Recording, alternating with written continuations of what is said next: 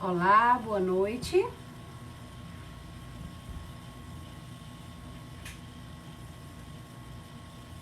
Boa noite, pessoal. Boa noite. Bem-vindos à nossa live, né, de quarta-feira, sobre a atuação fonoaudiológica no autismo, né?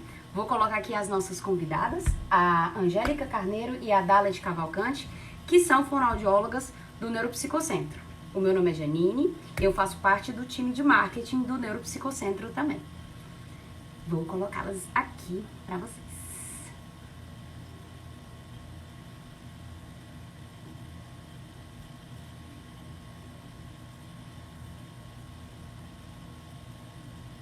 Só um minutinho, pessoal.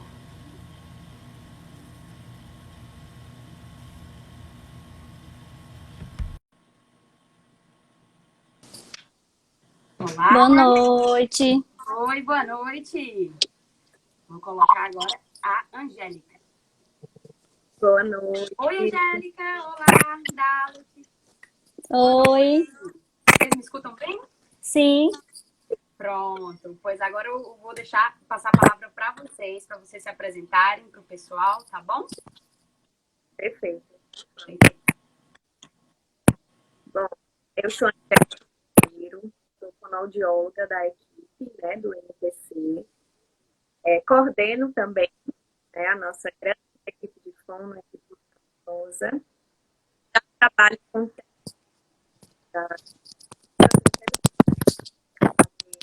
alguns estágios nessa área. E é uma área que me encanta bastante, né? E eu já estou há quase 4 anos na clínica contribuindo com o desenvolvimento.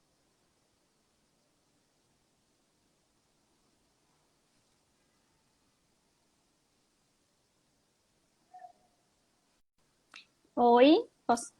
Sou eu agora? Oi, pode falar. Eu acho que a Angélica deu uma travadinha. Tava travando o áudio dela pra mim. Deixa eu tentar convidá-la novamente.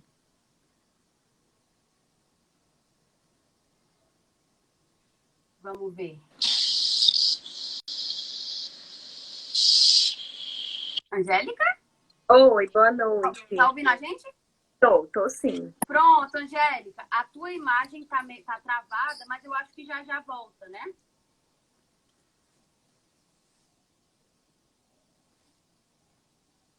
Angélica?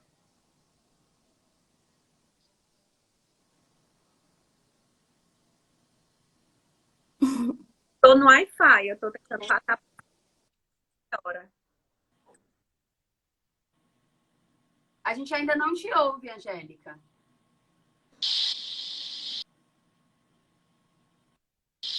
Bom, tô tentando aqui. Internet é isso. Pronto. Enquanto você vai tentando, vou pedir para a Dalit se apresentar e falar um pouquinho dela. E aí depois você retoma, fala um pouquinho de você, porque eu acho que deu uma travadinha, o pessoal não ouviu muito bem. Tá bom? Tá. Pronto. Pode falar, Dalit. Meu nome é Dalit, né? Como todo mundo já sabe. Tia Dalit, da Neuropsicocentro. Tô trabalhando com autismo desde quando eu me formei. Me formei em 2016, comecei a trabalhar em 2017. Então, assim que eu me formei, eu comecei a atender autismo. Então, já faz aí um tempinho, né, que eu tô na área. Tô na clínica desde 2020, faz um pouco mais de um ano. E assim, a grande paixão da minha vida, meu trabalho. Todo mundo pergunta alguma coisa assim, eu falo com os meus olhinhos cheios de lágrimas no meu trabalho, porque eu amo muito. Amo os meninos, amo. Eu adoro. Eu sou completamente realizada no que eu faço. E não tem nada como você fazer o que você gosta, né, Não é Dalit? verdade? Perfeito. Dalit, eu tô tentando entrar em contato aqui com a Angélica novamente, porque acho que realmente a conexão dela deu um probleminha, né?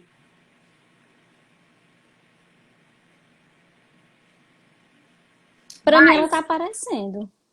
Mas eu acho que ela tá travada, né? Eu acho que ela teve um probleminha lá, deve estar tentando recuperar a conexão. Vocês, Tá perfeito. escutando a gente? Tem, sim. Pronto, pois é. Mas a imagem tá travada para você, Dalit? Não? Ah, então deve ser só aqui. Pronto, Angélica. Se tá tudo certo, tá tudo certo. Pode falar de você agora. Bom, meu nome é Angélica Carneiro, né? Quem ainda não conhece, trabalho já há algum tempo, né? Desde do começo da faculdade, mais ou menos em 2005, vou me entregando aqui. Eu comecei a estagiar nessa área e já trabalho há bastante tempo com isso. É um tema que me encanta bastante, é algo que eu gosto muito de trabalhar. Eu já estou no NPC há quase 4 anos. Hoje em dia eu também coordeno a nossa equipe maravilhosa, né? E é um prazer estar aqui essa noite conversando sobre um tema tão importante, tão especial. Perfeito. E a gente fez durante a semana, né? A gente abriu uma caixinha de perguntas, né, para as pessoas, para elas trazerem algumas dúvidas, né, sobre essa atuação fonoaudiológica. Reunimos aí algumas perguntas e vocês vão responder agora, não é isso? Pronto. A gente dividiu algumas perguntas, né, para não ficar muito parado. E aí eu vou começar aqui respondendo, né? A primeira pergunta que surgiu na caixinha foi: qual o impacto do atraso de fala no autismo? Tá? Então, na verdade, o atraso de fala, ele vai ser uma bandeira vermelha, um alerta, né, para o diagnóstico. Geralmente ele surge como um atraso de fala, é o primeiro ponto que as famílias percebem, né? E aí vão buscando os profissionais, vão buscando fonoaudiólogo, vão buscando um neuropediatra, vão conversando com um pediatra, e aí eles vão caminhando para esse diagnóstico. Então, geralmente, o impacto é porque é uma das coisas que vai chamar maior atenção na hora do diagnóstico, na hora de procurar uma ajuda profissional, né? Então, geralmente, o atraso de fala é o que mais chama a atenção. Eu costumo dizer que dentro do desenvolvimento esperado da criança, existem 2 pontos bem importantes que as famílias procuram e que anseiam bastante. Quando a criança faz 1 aninho, é se a criança está andando e se a criança está falando, né? Então, quando uma dessas 2 coisas não acontecem, as famílias vão ficando atentas e aí, geralmente, começa realmente esse caminho para um possível diagnóstico.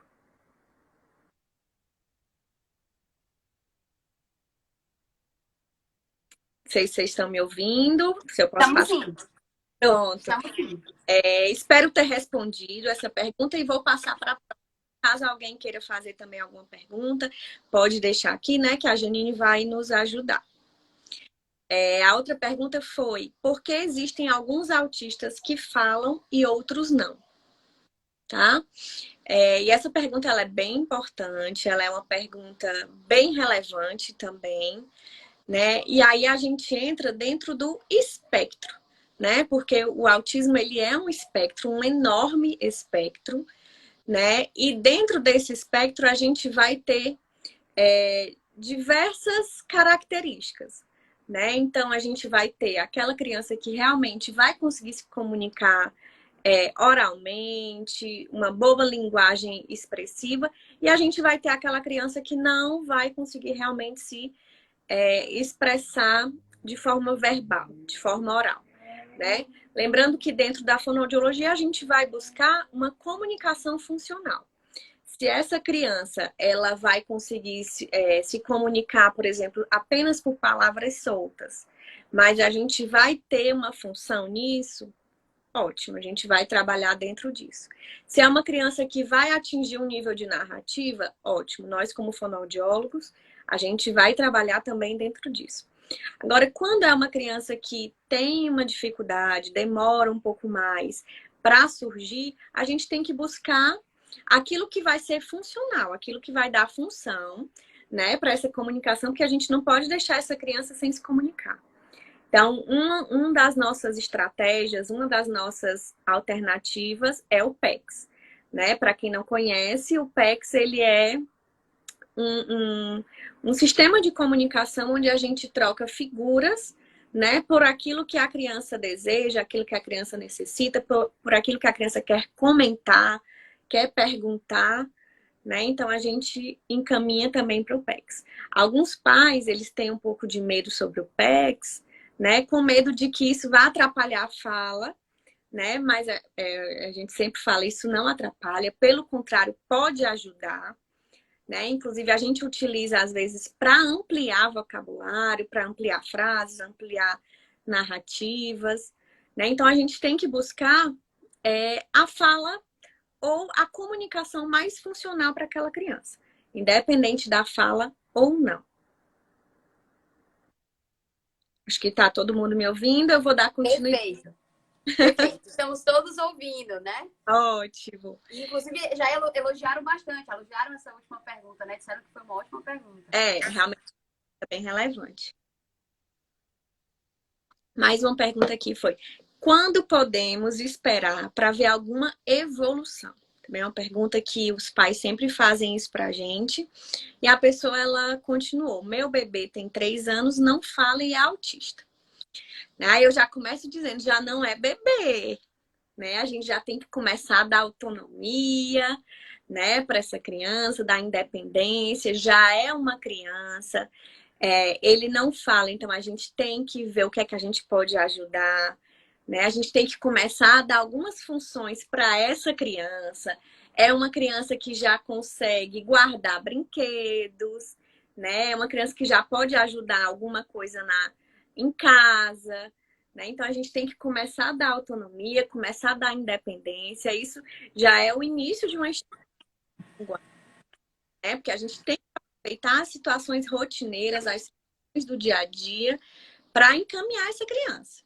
Então, primeira coisa, não é mais um bebê, né? E aí a gente tem que estimular, tem que trabalhar em cima disso, sempre aproveitando aquilo que é da realidade da família. Também não adianta eu dizer, a gente vai estimular os animais da fazenda quando a família mora num apartamento, né? A gente não vai ter tanta essa experiência, a gente tem que ir buscando aquilo que é dentro da experiência mesmo da família, né? Mas assim, quando a minha criança vai falar? Em quanto tempo eu vou conseguir ver uma frase? Em quanto tempo eu vou conseguir ver as primeiras palavras? A gente não consegue medir isso, né? A gente pode até imaginar, olha, essa criança é uma criança que tem um bom prognóstico, a gente espera uma boa evolução. Mas a gente não consegue dizer, olha, daqui a 2 meses a gente vai conseguir fazer com que essa criança fale. Daqui a 6 meses, daqui a 1 ano. Porque isso depende muito de vários fatores. A gente depende muito do meio que essa criança se encontra, da quantidade de estímulos que ela tem, a gente depende da quantidade de terapia que ela tem, a gente depende muito da contribuição da família, né? Então, é uma família que contribui em casa ou é uma família que só leva para terapia? Ou será que essa criança falta muito essa terapia? Né? Então, tudo isso, né, engloba essa questão do que esperar, de quando esperar. Né? Então, a gente não pode prever. Né? A gente tem alguns fatores que vão influenciar, como eu falei, que é o meio ambiente, a estimulação, a família, a terapia, a assiduidade, né? Uma família que segue as orientações, também passadas em terapia, tudo isso é muito importante. E agora eu vou passar um pouquinho a palavra para a Dalit, ela vai responder algumas perguntas e aí eu retomo, tá bom? Angélica, inclusive a Luana Pinto Bandeira, sobre o que você acabou de comentar, né? Falou sobre a importância de oferecer uma comunicação aumentativa, não é isso? Exatamente. Porque o PECS, né, e outros tipos de comunicação alternativa, eles podem ser alternativa e aumentativa. Né? Então, tanto eles podem substituir, digamos assim, a fala daquela criança que não tem condição, como eles também podem ajudar a aumentar essa expressão, essa narrativa, esse diálogo, essas frases. Perfeito. Dalit, com você. Boa noite, né, de novo, para quem está entrando agora, quem entrou depois da nossa apresentação. Eu vou responder uma pergunta que chega muito pra gente, essa pergunta. né? Eu tinha selecionado umas perguntas com a Angélica, só que acabaram chegando as mesmas perguntas pra gente, não foi, Angélica? É, Para as dúvidas. realmente, Acabou chegando as mesmas perguntas. Eu tinha feito todo um roteiro e aí chegou as perguntas, né? Então, perguntaram assim: quando desconfiar que além do autismo existe também a apraxia de fala? Né? É uma pergunta que chega, eu acho, principalmente das mães que têm filhos que não falam, né? Que é uma angústia muito grande. Imagina assim, seu filho não falar, né? A fala, como a Angélica falou, é uma das coisas mais esperadas pelo pai, né? E aí essa pergunta sempre surge pra gente quando a criança não fala, né? E aí pergunta, tia Dalet, será que ele não tem apraxia de fala, né? Acho que a Angélica vai concordar comigo, que essa é uma das perguntas mais feitas pelos pais. E aí, quando uma criança não fala nada, né? Quando tá no início de uma terapia, ou quando essa criança não tem os pré-requisitos necessários para a linguagem, para a fala, né? Não tem como a gente dizer que tem apraxia de fala ou não, né? Digamos, uma criança pequenininha chegou no nosso consultório, não fala nada, aí a mãe já tá aquela ansiedade de saber se tem ou não apraxia de fala. Não tem como a gente dizer que tem ou não, né? Então a gente vai dizendo conforme o andar da terapia, conforme for o prognóstico terapêutico. E aí a gente vai dando esse diagnóstico ou não. E aí a Angélica falou do PECS, né? É um dos métodos também que a gente insere dentro da terapia para essas crianças que não falam, para a gente também descobrir se existe ou não algum problema de apraxia ou algum outro problema. E a gente vai descobrindo dentro da terapia. E quando essa criança fala, existem alguns aspectos que podem ser observados, né? Dentro da fala, né? Da fala dessa criança. Porque, grosseiramente falando, a apraxia de fala, ela é uma desordem motora. Então, às vezes, a criança sabe o que ela quer falar, mas aí quando vai falar, sai tudo embaralhado, né? As trocas fonéticas geralmente são muito assistemáticas, né? Não são as mesmas trocas. Então, sai tudo muito embaralhado, muito incompreensível. E aí, às vezes, essas crianças têm facilidade de falar palavras pequenas, frases curtas, mas aí quando essas frases ficam mais extensas, ficam maiores, né? Ela acaba misturando tudo, acaba atropelando tudo e aquela fala fica totalmente incompreensível, ininteligível, né? E aí esse é um dos aspectos observados. E aí também um aspecto que é pouco observado também são crianças que falam e aí tem essa prosódia, que significa o quê? A melodia da fala, né? Essa melodia acaba estando alterada, acaba estando mais lentificada também. E geralmente essas crianças, elas têm mais dificuldades, né?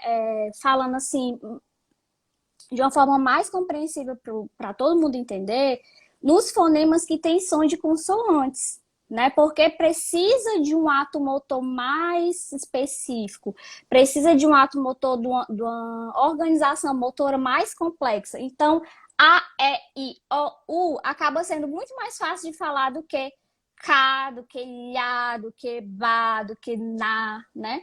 E aí essas crianças geralmente também apresentam essa dificuldade, né, nesses fonemas que, né, parecem na escrita como consoantes. E aí teve outra pergunta também interessante, que eu achei uma pergunta meio diferente, mudando aqui as perguntas, né?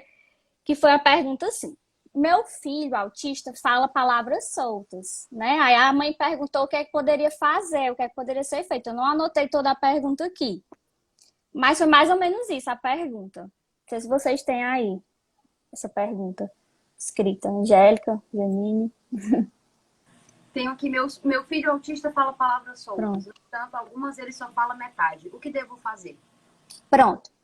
Aí isso, gente, vai variar de idade, né? Se for uma criança maior, eu posso estar trabalhando em casa já com as atividades da escola para uma construção de frase melhor, eu posso estar trabalhando com figuras. Se for uma criancinha que senta, que se concentra, que faz as atividades, pode estar trabalhando atividades mais específicas, né?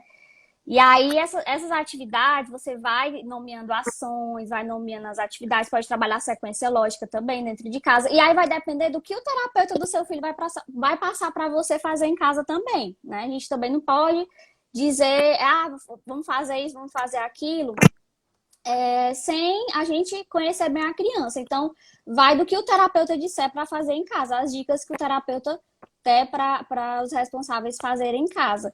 Então, se for criança menor, uma dica também bacana, que é o quê? Trabalhar, como a Angélica falou, dentro do contexto da criança, né? Trabalhar as atividades dentro do contexto, nomeando as ações, completando as frases, né? Dando dicas. E aí são ótimas estratégias para trabalhar essa questão de construção de frase. Eu entendo que acho que a pergunta que a mãe fez foi que a criança fala muitas palavras soltas e não tem uma construção de frase, né? E aí são algumas coisas que podem ser feitas, e principalmente uma assiduidade terapêutica, né? Ir para terapia, fazer as dicas que o profissional dá. Tudo isso vai refletir dentro do prognóstico terapêutico da criança. Thalita, é um trabalho muito conjunto, né? Entre família, muito. paciente. Não tem, assim, a gente não pode garantir uma evolução boa se não tiver a ajuda da família, né? Então, assim, a família é tudo. A família tá direto com a criança em casa. A gente tá ali 40 minutos, 2 vezes na semana, né? Então, assim, são dicas que a gente tem que dar para os pais, levar nessa terapêutica para dentro de casa. E também os pais têm uma assiduidade também na terapia, isso é muito importante. Perfeito. Acho que a próxima pergunta é a Angélica, né? A próxima pergunta também achei bem interessante. Se existe teste para identificar a TEA em adulto, né? Existem avaliações, existem alguns protocolos, questionários que ajudam a detectar, mas lembrando que não é o fonoaudiólogo que dá esse diagnóstico, né? O fonoaudiólogo, ele não, esse diagnóstico de autismo não é um diagnóstico fonoaudiológico, ele é um diagnóstico médico. Então, é importante que o adulto que esteja desconfiando disso procure um neurologista ou um psiquiatra, né, para poder estar realmente fechando esse diagnóstico. Mas existem questionários, existem protocolos que vão facilitar com que o médico diagnostique o TEA já em pessoas adultas.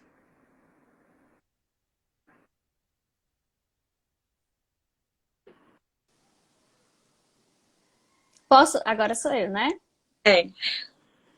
Acho que teve uma pergunta aí nos comentários, Jenny. Exatamente. Eu ia falar pra você agora. Estamos sincronizados. Sobre apraxia, né? A Luciana Kerzer perguntou os fonos que confirmam se a criança tem apraxia? Sim. Acontece muito. Lógico, né? Acontece muito. O que é que a gente vê? Nós, fonoaudiólogos, estamos ali semanalmente com a criança, né? Reavaliando, avaliando, fazendo a terapia, terapiando com as crianças. E aí vem um neurologista que atende a criança 1 hora e aí já dá um diagnóstico assim que a gente às vezes não concorda, né? Às vezes dá um diagnóstico de apraxia de fala, às vezes a gente acha que não, né? Então, assim, o fonoaudiólogo dentro do diagnóstico da apraxia de fala é essencial, né? Eu acho assim que os profissionais que diagnosticam, os profissionais que têm, né, cacife para diagnosticar essas crianças com apraxia de fala é sim um fonoaudiólogo. E aí também é importante falar que o quê? Que às vezes, né, o que é que acontece? As mães, os médicos acabam focando muito só em uma terapia, só em um modo específico de fazer terapia. Às vezes, assim, acho que dentro da apraxia de fala, o método mais visto pelas mães, eu creio que é o prompt, né? Que sempre procuram, fonoaudiólogo com prompt. As mães perguntam muito disso. Mas também tem que entender que antes da gente utilizar o prompt, a gente precisa fazer outras coisas com as crianças. Às vezes, o prompt em si precisa do toque, precisa da gente intervir tocando na criança, pegando totalmente. Tem crianças que não aceitam o toque. Então, esse diagnóstico e o modo de terapia, com certeza é o fonoaudiólogo, o profissional com excelência para fazer isso, sabe? E às vezes a gente acaba tendo alguns contratempos dentro da terapia, né, Angélica? Isso. Como a gente estava comentando, a apraxia de fala, ele é um diagnóstico fonoaudiológico. Então, somente o fonoaudiólogo que é possível para dar, né? Não adianta o médico entrar, assim como o diagnóstico de TEA, a gente não dá, né? É um diagnóstico médico. Surgiram mais algumas perguntas sobre a apraxia. Acho que seria importante que a gente já continuasse, né? Foi. Com certeza, tem muitas aqui, né? A Júlia Farias, ela perguntou quais elementos levam ao diagnóstico de apraxia. Existe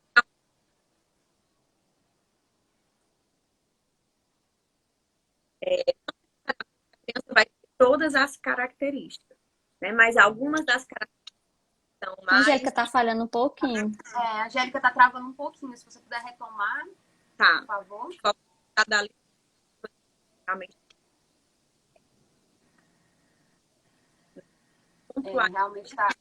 tá Travando. Da... Então, a Júlia perguntou assim, quais os elementos levam no diagnóstico de apraxia? Júlia, eu tinha falado, né, que a resposta para essa pergunta é mais ou menos a primeira pergunta que eu respondi. São vários elementos, né?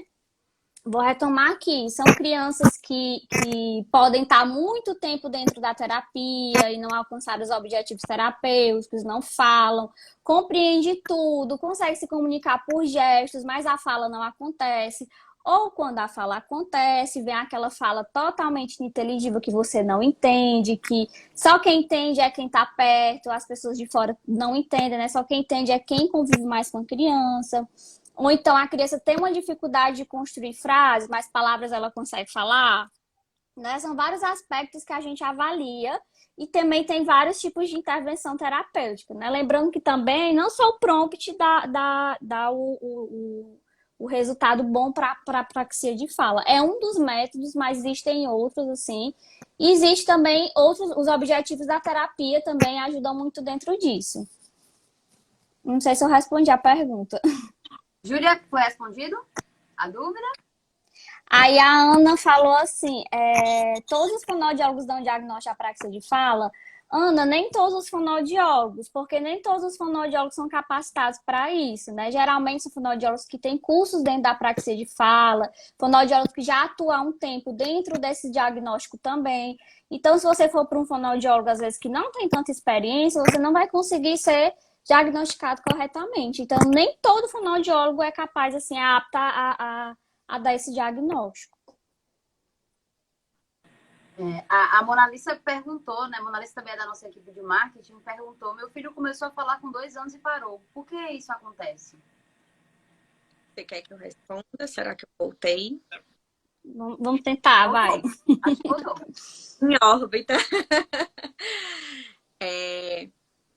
Isso, inclusive, é um ponto que chama atenção para o diagnóstico de TEA, tá? A gente chama de regressão, tá? Geralmente essa regressão ela acontece dentro da área da linguagem, mas pode ocorrer também uma regressão no brincar, na forma do brincar da criança, tá? Então quando a gente tem uma criança que fazia tal coisa e parou de fazer, isso sempre tem que nos chamar atenção, tá? Porque o esperado, né, dentro do desenvolvimento da linguagem da criança, é que ela comece a falar e ela vai evoluindo na sua fala, e não que ela deixe de falar, tá? Então, crianças que falavam, por exemplo, mamãe, pararam de falar, a gente tem que estar atento, tá? Conversar com o pediatra, conversar com o profissional que atende essa criança, porque isso não está dentro do esperado, tá? É um sinal de alerta, realmente, para o TEA ou para algum outro transtorno de linguagem. E assim, é esperado não voltar, né, pro TEA, porque, tipo, tem crianças típicas, né, normais, que tem um pouco dessa regressão, mas logo voltam, né? E aí o TEA não volta, né? Não volta essa fala que ele tinha antes.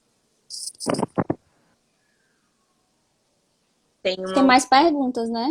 Nós temos alguns casos, né? Nós temos muitos pais e mães aqui, né, presentes, o que é muito legal e super importante, Um né? beijo para todos os meus pacientes que estão me assistindo. Muito legal, muito importante, né? Acho que esse é o objetivo das nossas lives, né? É nos aproximarmos desses pais, dessas mães, enfim. E aí, assim, a gente tem aqui alguns comentários, né? Manuela Lopes falou: meu filho de 2 anos e 7 meses tem 2 anos e 7 meses e só fala monossílabo, não consegue palavras de 2 sílabas. Como eu posso ajudar? Emanuele, você pode ajudar levando para o fonoaudiólogo, primeiramente, né? Pediatra e fonoaudiólogo. Esse é o primeiro passo que você pode dar para ajudar o seu filho, o seu pequeno. E aí o resto vai andando, caminhando conforme os profissionais forem te ajudando. Mas assim, você pode estar estimulando em casa a linguagem dele, né?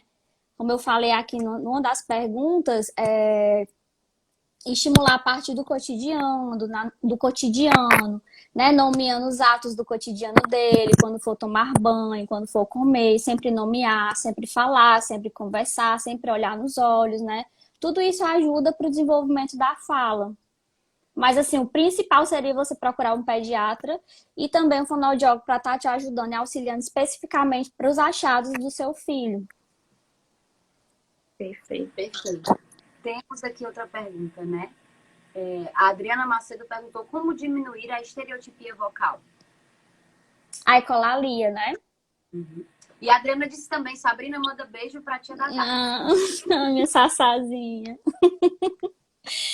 Bem, assim, vai depender de cada caso, né? Por exemplo, existem. Um dos pontos que a gente até falar, né, Angélica, seria sobre a ecolalia, né? Eu acho que a estereotipia vocal que a Adriana está perguntando seria a ecolalia. Também né? tem uma pergunta aqui que está dentro disso, né? O que está aparecendo para mim. Minha filha, Pronto. mas não sabe se comunicar. Mistura conversa com falas de desenho. Então já entra também. Pronto, dentro disso, né? Então, assim, existe dois tipos de ecolalia, né? Que seria essa estereotipia vocal.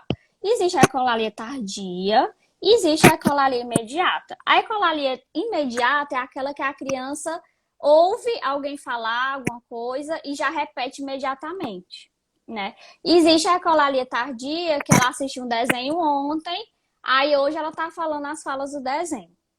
Algumas crianças conseguem trazer isso de forma funcional. Geralmente a ecolalia tardia, né? Por exemplo, ela ouve a Peppa Pig dizendo obrigada, George, né? E aí ela trazer isso para dentro de um contexto, recebe alguma coisa e fala obrigada. E aí a gente vai estruturando isso dentro da terapia para organizar de uma forma mais funcional. Se essa ecolalia, né, foi em criança maior e foi de forma funcional, né, e não está impedindo nada na vida da criança, na socialização, a gente não intervém tanto dentro desse aspecto, né, dentro disso, porque uma característica do TEA, né? E aí, se ela está trazendo essa ecolalia de forma funcional para a sua vida social e não está atrapalhando, é algo que a gente tem que pensar se mexe ou não. E também, assim, complementando o que a Dalit falou, né? Eu acho que, às vezes, a estereotipia verbal, vocal, que às vezes a mãe fala, é aquele... Às vezes é um gritinho, né? Às vezes né? Assim, algum som que a criança fale. E aí a gente tem que observar também questões sensoriais dessa criança, né? Por que que essa criança está fazendo isso? Se é uma forma de se organizar, se consegue organizar essa criança de uma outra forma, se é uma criança que precisa de um toque mais profundo, se é uma criança que precisa relaxar de alguma outra forma, né? Então a gente tem que avaliar, então conversa com o fonoaudiólogo, conversa com o terapeuta ocupacional, para observar se essa estereotipia verbal está acontecendo por uma questão de regulação da criança. Uhum. Tem uma pergunta aqui, na verdade temos duas, né? Eu acho que elas estão meio intercaladas, né? A Mona Alice pergunta por que o autista fala muito como desenho animado ou como ouve na propaganda, que acredito que vocês já trouxeram, né, um pouco disso. Sim, é ecolalia, né? Falando, exatamente. E aí temos também uma pergunta do Diego Soares Ribeiro, né? Que é: na ecolalia, é possível que o autista esteja apenas imitando o que se vê na TV? Também acredito que vocês já entraram um pouquinho nisso aí, né? Depende, né? Se for muito que ele assiste dentro do contexto familiar dele, se for uma coisa muito repetitiva, pode ser que sim, né? Isso vai depender também. A Messia perguntou também, o autista também pode ter TDL ou algum diagnóstico exclui o outro? Pode, Messia. Só que o TDL é um diagnóstico mais complexo, né? Que se dá com criança maior e um diagnóstico por exclusão, né? O TDL é um antigo DEL, distúrbio específico de linguagem, que agora se transformou no transtorno de desenvolvimento de linguagem. E aí o TDL é bem complexo de dizer que a criança é um TDL, porque é um diagnóstico de exclusão. Eu não olho para a criança e digo que ela tem TDL, como eu digo que ela tem apraxia de fala, como eu digo que ela tem autismo, né? Como os profissionais dizem. O TDL, eu excluo tudo. O autismo pode ter o TDL também, mas é bem difícil ser diagnosticado, porque assim, o TDL não é nada, é o TDL. Exclui tudo, eu excluo autismo, eu excluo transtorno de fala, eu excluo outros diagnósticos, e aí eu dou o TDL. Né? Então é um diagnóstico mais assim, complexo devido ao diagnóstico de ser por exclusão. Né? Não é um diagnóstico direto, é um diagnóstico que se dá por exclusão. Perfeito. Eu acho que a gente esclareceu, né, as dúvidas que a gente tem aqui no chat, mas continue mandando, pessoal. Acho que podemos também prosseguir, né, com algumas perguntas que a gente já recebeu. Sim. A próxima pergunta que a gente tinha recebido, que a gente recebeu foi: é possível ser autista e ao mesmo tempo interagir muito bem com outras pessoas? É totalmente possível. Não é à toa que muitas pessoas são diagnosticadas com autismo já na idade adulta, né? Já depois de trabalhar, já depois de ter feito uma faculdade, né? Então, assim, é totalmente possível isso. Isso é totalmente possível. E aí, teve outra pergunta também, que foi assim: criança não verbal tem chance de falar? Eu acho que a Angélica até já respondeu. A gente não pode dizer, né, que uma criança não verbal... É o que muitas mães chegam na avaliação perguntando: Dalet, fulano vai falar? Acho que é a mesma coisa que deve chegar para a Angélica também. Fulano vai falar? Aí eu digo, eu não sei. O que vai responder é o processo terapêutico, a vinda dele para terapia, são os achados, são as reavaliações, são as evoluções. Não tem como a gente saber se uma criança não verbal vai falar ou não, né? Quando chega dentro do consultório da gente. Não temos bola de cristal. Não temos. Eu queria. Assim, geralmente, o que a gente observa dentro da linguagem é que as crianças que desenvolvem a sua fala mais cedo, né, têm maiores chances de ter um bom, né, assim, um bom nível de linguagem. Né? Então, aquelas crianças que chegam até os 7 anos sem falar, a gente já percebe que vai ter uma maior dificuldade de realmente vir a ter fala. Mas isso não quer dizer que elas não vão falar. Uhum. Aí, a gente colocou outros pontos também, né, Angélica? De falar um pouco sobre aqueles 4 pontos que a gente tinha discutido, que a gente tinha colocado. Né? E aí tem... Posso começar? Né? Que aí é uma grande dúvida. Fala e linguagem. Qual a diferença de fala e linguagem? Né? Muita gente não sabe a diferença, pensa que fala é a mesma coisa de linguagem, mas não é, né? Então, a linguagem, ela pode ser verbal ou não verbal, pode ser gestual ou não gestual, pode ser oral, né, com verbal, pode ser escrita, né? A linguagem é aquilo que o indivíduo pensa e consegue, né, transferir. Já a fala, ela não depende disso. Não é à toa que tem autistas que só tem ecolalia, não tem uma fala funcional. Então, o autista tem a fala, né? Mas tem um déficit de linguagem muito grande. Entende? Então, aí tem uma grande diferença. Ele fala, mas é uma fala totalmente descontextualizada. É uma fala só com ecolalias tardias, só com ecolalias imediatas. E aí, a linguagem está totalmente aí perdida. Um déficit de linguagem enorme, né? Um déficit de linguagem... Então, tem essa diferença. Não quer acrescentar, Angélica, alguma coisa? É algo mais amplo, né? Dentro Uhum. da fala, na verdade, ela está dentro da linguagem, né? A fala, ela é o ato motor de falar, né? Então, como a Dalit colocou, existem crianças que falam, porém elas não estão utilizando de linguagem, né? Elas não estão conseguindo expressar algo dentro dessa fala. Então, a linguagem é algo mais amplo, né? Que realmente abrange isso.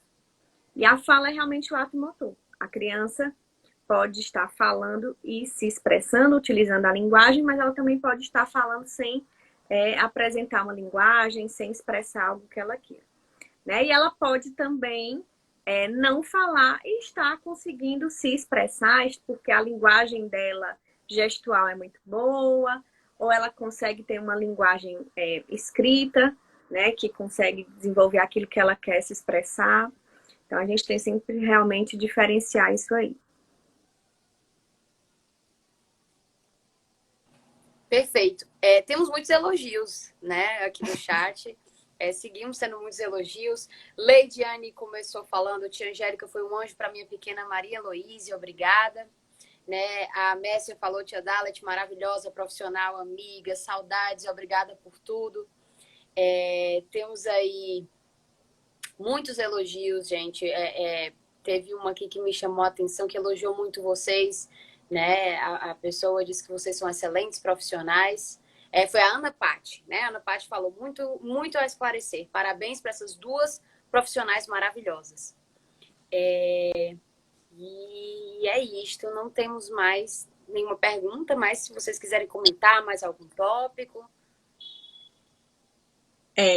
Um dos tópicos que a gente tinha conversado, né, para comentar aqui na live também é a questão de seletividade alimentar, né? Porque a seletividade é algo bem amplo e pode estar presente na criança com TEA, né? E o fonoaudiólogo, ele também vai ser essencial nessa equipe. Ele não vai trabalhar sozinho, né? A gente não dá conta de fazer isso sozinho. E a gente tem que observar, é uma questão de dificuldade, na mastigação, é uma questão sensorial, a família não está oferecendo. Então, a gente entra também, né, dentro do TEA, com essa questão da seletividade. A gente vai trabalhar as questões de motricidade orofacial, a gente vai ajudar nos utensílios que essa criança vai utilizar. Tem algum utensílio que vai ajudar, né? Ou se tem algum utensílio que está atrapalhando, né, essa introdução alimentar, essa modificação alimentar. Né? Então, dentro da fonoaudiologia, no TEA, a gente também atua nessas questões de seletividade alimentar. A gente recebeu uma pergunta aqui que eu achei sensacional, né? O psicólogo Márcio Pedrosa perguntou: o que vocês acham do uso de Libras para crianças não verbais? Bem, eu vou falar a minha opinião, certo?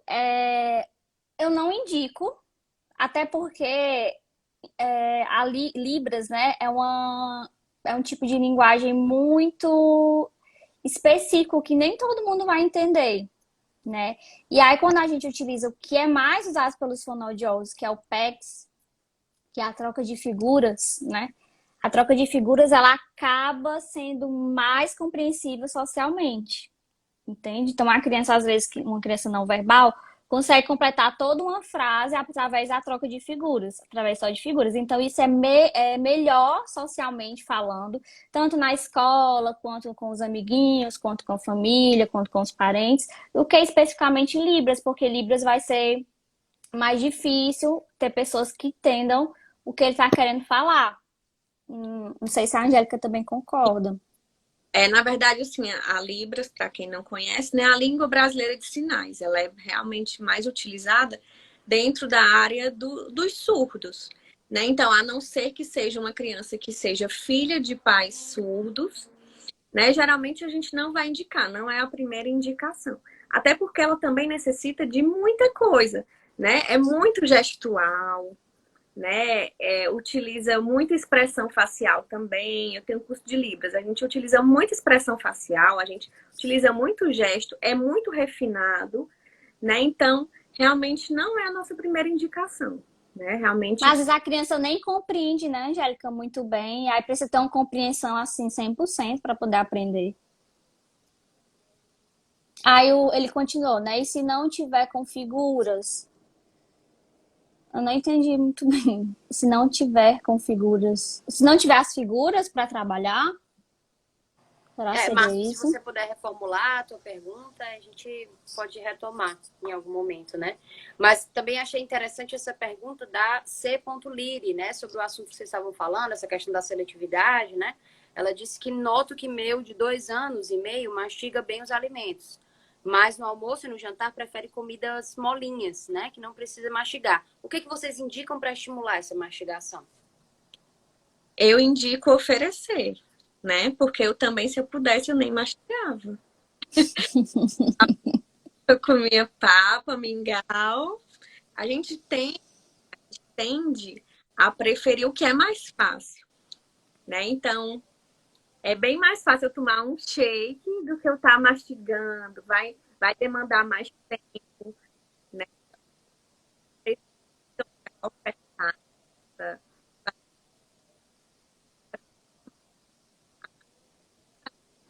Tá travando, Jéssica. Angélica, tá travando um pouquinho de novo. Arrasada, gente. Agora tá, dá pra ouvir. O que eu estava comentando é que a família ela precisa ofertar esses alimentos. Ela já comentou aí que a criança mastiga, né? Só que ela prefere alimentos pastosos, alimentos mais molinhos.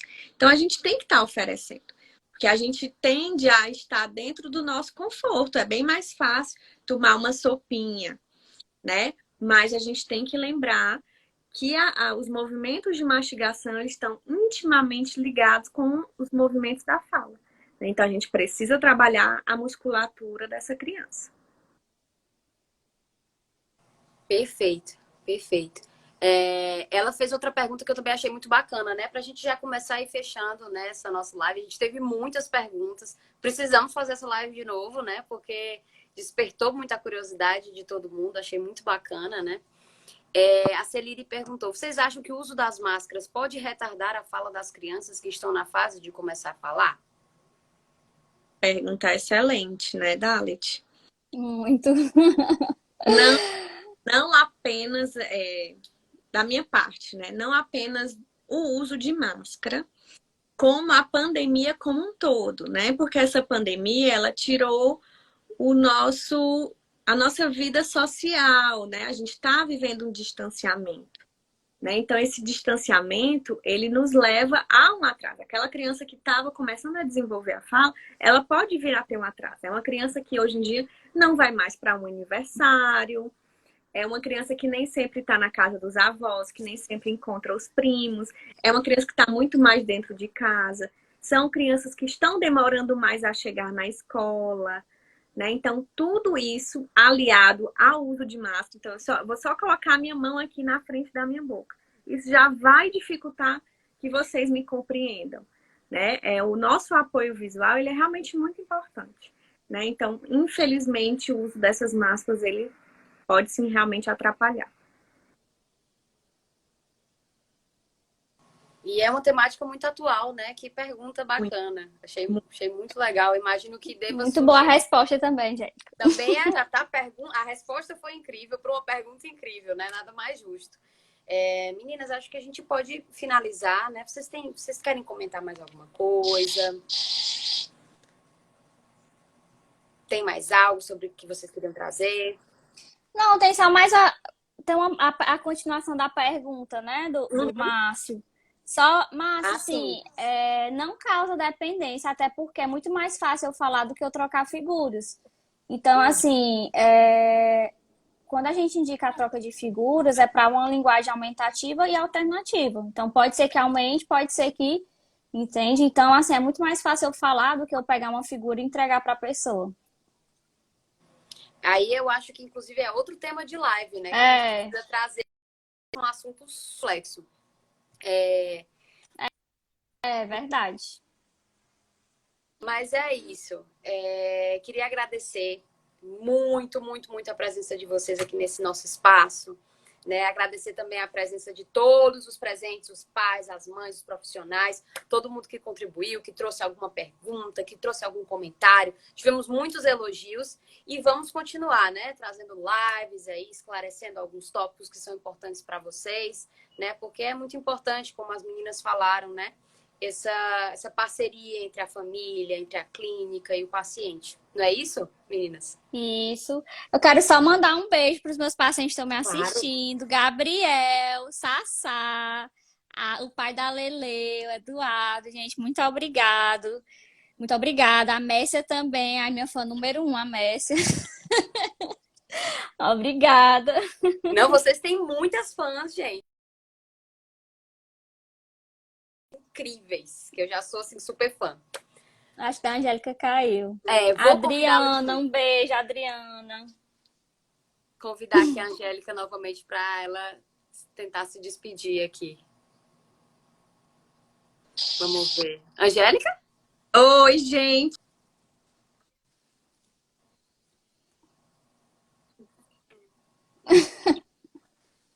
Pronto, conseguimos. Sim, mais ou menos, mas vai dar certo, vai dar certo. Angélica? Bom, eu acho que está finalizando, né? Vocês estão me ouvindo agora? Pronto, sim, sim. Ai, que bom. Eu também queria agradecer. Tem um monte de recadinho carinhoso. Eu tô dando de vez em quando uma olhadinha aqui. Um grande beijo para todo mundo que participou. Um grande beijo para a tia Dalet, que aceitou esse convite, tá aqui com a gente. Um grande beijo para os meus pequenos também, para as mães queridas, maravilhosas, que confiam no nosso trabalho. Beijo para a Janete, um beijo para a Leidiane. Muito obrigada para quem enviou as perguntas, né? Que tornou a... E é isso, estamos aqui para uma próxima oportunidade. Muito obrigada, pessoal. Obrigada, Angélica. Obrigada, Dalet. E boa noite para todos. Boa noite, tchau. Tchau, tchau, pessoal.